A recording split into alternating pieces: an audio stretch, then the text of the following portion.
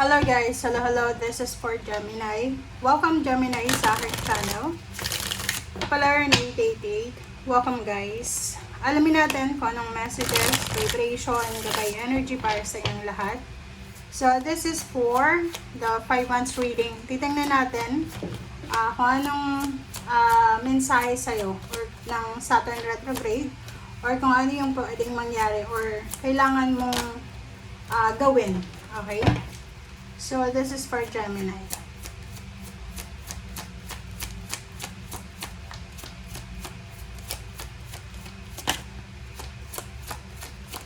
Okay, number 46, number 10. So, may mga Gemini na marami kayong iniisip. Okay? Marami kayong iniisip. May mga gusto kayong gawin, mga plano, yung past mo. And sa pinaka highlight ng 5 months na to is yung like yung minamanifest mo na mga plano mo sa buhay, pangarap mo. And sabi ng bara sa'yo dito, medyo maaapektuhan yung zodiac sign mo ngayong Saturn retrograde. So kung halimbawa lang na plano mong mag-ibang bansa, kung nasa Pilipinas ka pa or nasa ibang bansa ka, tapos balak mong pumunta sa mas mayaman na bansa or umalis, pag-isipan mo daw, okay? Kasi itong the thinking man na to, completion siya eh. So, wag tayong magpadalos-dalos sa kung ano man na mga plano natin sa buhay. Ang thinking man na to, nagsasabi sa'yo na as much as possible, pag-aralan mo daw. As much as possible, like, ganito yon. Kung kulang ka sa skills, kulang ka sa knowledge or wisdom, sa kung ano man ang gusto mo, pag-isipang mabuti, pag-aralang mabuti, mag-research, okay, bago tayo tumalon sa conclusion or bago tayo tumalon sa kung ano man na gusto nating gawin.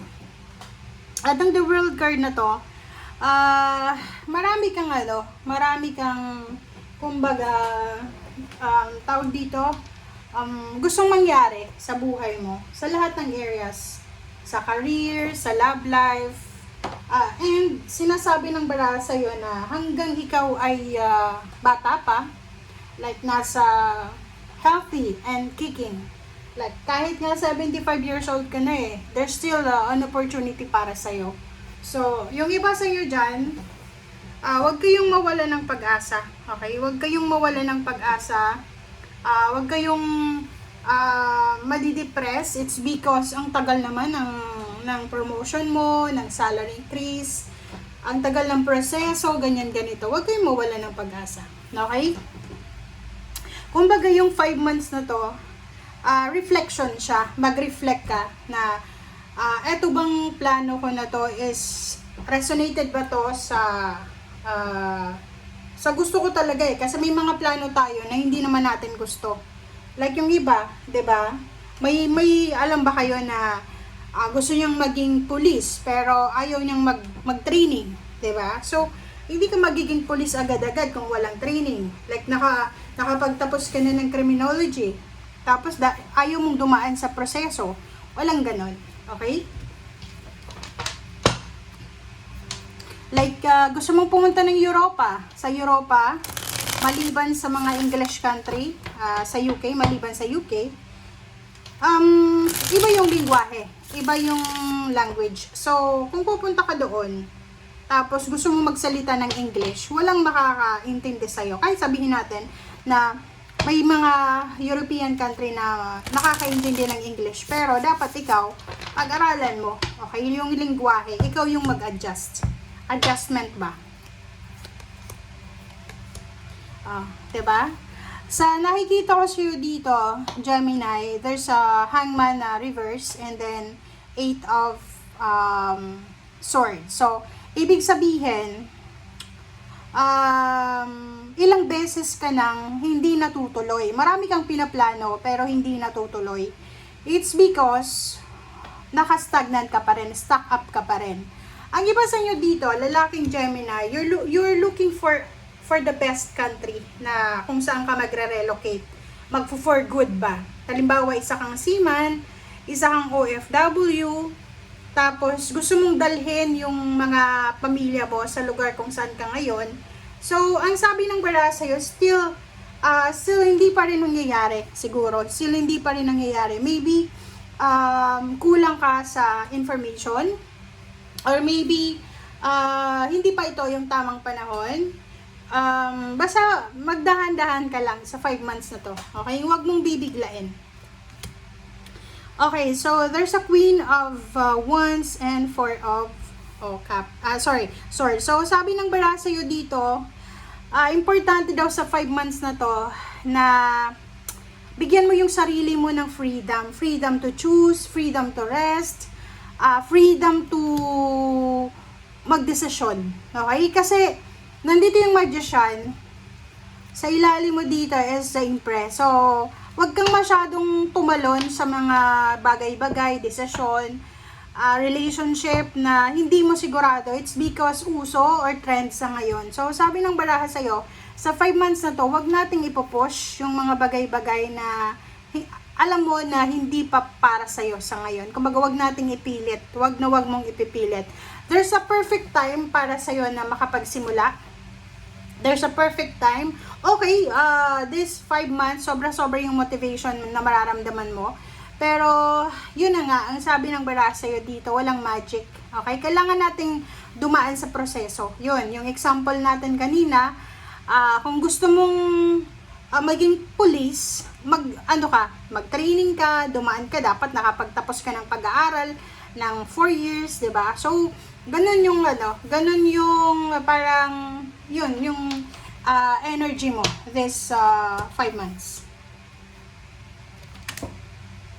Okay, so nakikita ko sa'yo dito, ang sabi ng bara sa'yo dito, kung hindi ka masaya sa trabaho mo as an empleyado, yung pagnenegosyo guys, yung pagnenegosyo, isa din yun sa magiging parang parang swerte mo. Alam mo ba maraming ako, may kilala ko na dati siyang government employee. Okay, sabihin natin, isa siyang accountant. Accountant siya sa public, sa munisipyo.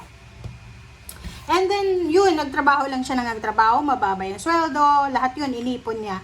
And yung balak niya pala is magnegosyo. So, yun, nagnegosyo siya at dun siya nag-boom sa negosyo na yun. 'Di ba? So, yun, sabi ng bara sa'yo dito, kung hindi ka masaya sa isang bagay na ginagawa mo, na hindi, ganun yun mararamdaman mo na hindi ka excited. Yung parang pagising mo sa umaga, obligations mo na lang na pumasok sa trabaho yung parang pero hindi ka excited. Pero there's parang mga jobs na or career na excited ka talaga. Gabi pa lang, inaayos mo na yung uniform mo, gabi pa lang, chine-check mo na kung anong gagawin mo bukas, parang ganun. So, sa barahang ito, sinasabi ng bara sa'yo na ngayong 5 months na to, kailangan mong aralin ang diskarte mo para sa 2027. Kumbaga, wag mong mamadaliin. Wag magmamadali, guys, kasi yun yung pagiging aggressive mo ay posibleng mag-result yan sa regrets. Okay? So, this 5 months, sabi ng baraha sa'yo, gamitin mo itong 5 months na to para mag-research, mag-aral, mag-reflect. Isipin mo yung mga past experiences mo, kung ano ba yung naging parang edge mo doon. Okay? So, sinasabi ng bara sa'yo dito na pag-isipan mong mabuti kung paano ka makakarating doon sa financial satisfaction, financial victory na minamanifest mo. Okay? Thank you, guys. And yun, pagandaan mo yung 2027, guys. Okay? Kasi sa nakikita ko sa'yo dito, kita mo ba yung 4 of Swords? Ang 4 of Swords na yan, sinasabi ng barahan na walang magic talaga. Katabi niya pa yung Magician. Gamitin mo yung 5 months na to para makapagpahinga. Like, kung unemployed ka, okay, tanggapin mo na unemployed ka. And yun, magpahinga ka. Gamitin mo yung pagiging unemployed mo para makapagpahinga, para makapag-travel sa probinsya, makapagbakasyon, makalanghap ng sariwang hangin, makipag-communicate sa mga relatives and friends. Ganun yung gawin mo. Okay? And at the same time, yun, Magician is here, huwag magmamadali. Okay? Masisira yung yung mental health mo pag nagmadali ka kasi pwedeng hindi ka masatisfied sa result. Okay? And sisisihin mo na naman yung sarili mo regrets na naman. So, ganyan, ganito. So, yun guys, ang nakikita ko sa'yo ngayon. So, be careful sa 5 months na to. Make sure na, ano lang tayo, chill lang tayo, and relax. Bye!